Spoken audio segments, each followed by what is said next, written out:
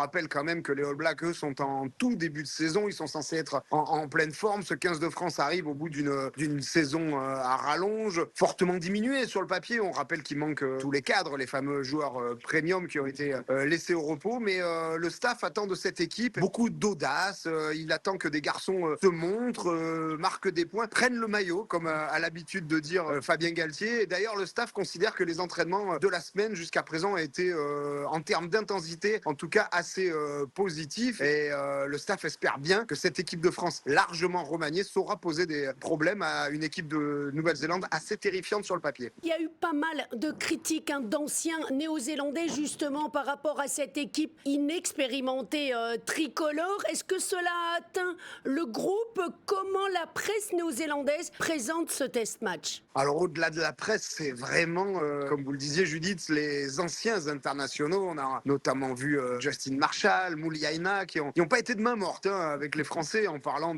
quasiment de honte, le fait d'envoyer une équipe largement remaniée. Évidemment, nous on a posé un petit peu les questions aux joueurs français. Gaëtan Barlot tout à l'heure nous disait c'est pas notre sujet, et puis il s'est mis à rigoler en nous disant, vous savez, moi je joue à Castres, comme pour dire je joue dans une équipe qui est souvent dévalorisée, et au contraire il a cité cette expression, ça va être une source de motivation. Ces garçons-là, ils ont envie de montrer qu'ils ne vont pas être ridicules face à ces All Blacks. Et d'ailleurs, Scott Robertson, le sélectionneur de la Nouvelle-Zélande, a bien demandé qu'on arrête de sous-estimer cette équipe de France, et a rappelé que dans l'histoire, c'est quand on la sous-estime le plus, cette équipe, qu'elle sait se sublimer.